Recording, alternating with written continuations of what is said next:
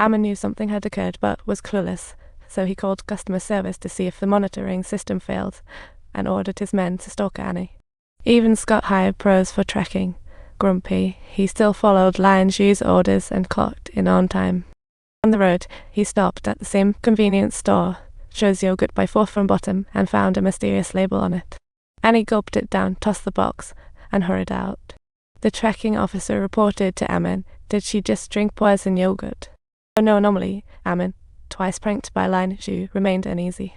So he dashed to the convenience store, where the owner revealed that Annie came by every day, usually ordering a box of peach yogurt, but today she chucked it all down. Ammon felt a pang in his heart and quickly rummaged through the trash for Anna's discarded yogurt bowl. When he spotted the label and tasted the remaining yogurt, he called for backup and zoomed off to the school like a soup. Soon after Annie drank her yogurt, she felt nauseous, left class early and rushed to the restroom. Upon entering, Lianshu muffled her and spirited her to a hidden restroom like a spy.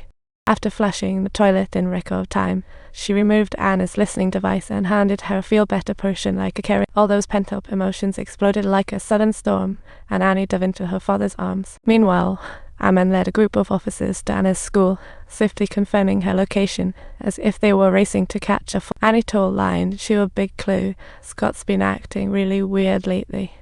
She was clearly scared of something and even hired some super bodyguards. Just then, the tracking officer burst into the bathroom like a mini superhero. She kicked open the door to the last stall, only to find Annie inside doing her business.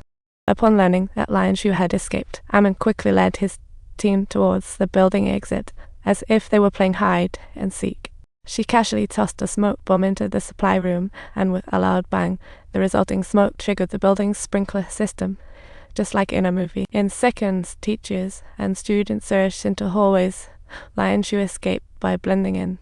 Leaving no trace, Lianshu stealthily followed Scott's heavily guarded convoy, and then a vehicle on the mountain road came barreling in like a lunatic.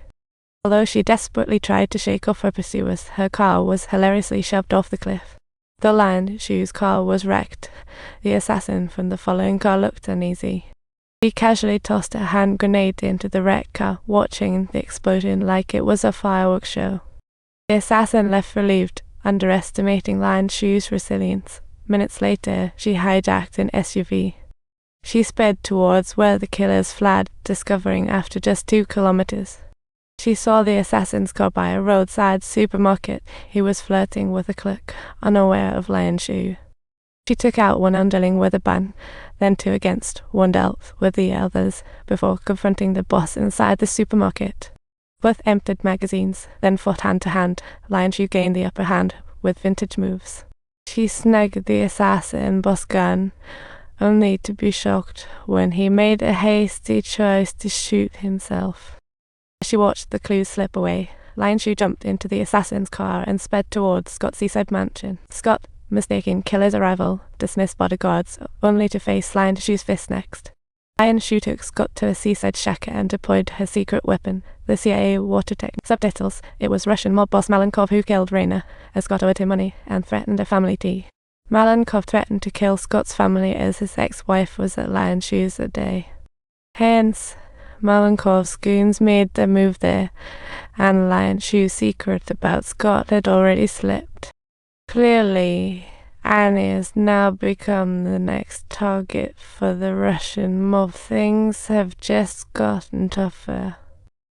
Lianshu's backup crew sprang into action, taking out perimeter, watching cops like they were in a choreographed group dance. Then she blasted through the door and knocked out the guard on the first floor in no time. To keep Annie safe, Lianshu decided to tackle Malenkov first, a colossal challenge. Malenkov wasn't your average Joe. He was a former Special Forces soldier with a notorious reputation. He was capable of taking down rival gangs all on his own. Good luck getting close to him now. He resided at the top of a luxury apartment in LA, accessible only by a special elevator, manned by gods like in a spa. After the elevator, past 2 guarded doors to reach Malenkov's lavish home. To Lianshu, this was a piece of cake. She had Scott set up a meeting with Malenkov under the pretense of settling debts. Sam, disguised as a delivery guy, parked the surveillance van in the building's lot, ready for action. Just then, Ammon called Scott to let him know Annie had been kidnapped by Lianshu. Subtitles. Scott had no choice but to falsely claim that he was out doing business and would still need an eye on his way home, which made Ammon start to doubt his honesty. Ammon ordered his men to track Scott's location, receiving clear footage from the gas station camera. Following the clues, they found the Russian mob had taken Raina, and by coincidence, Scott was near Malenkov's apartment. Ammon, sensing trouble, rushed to Lianshu's side, noting Scott had bought his wife millions in insurance.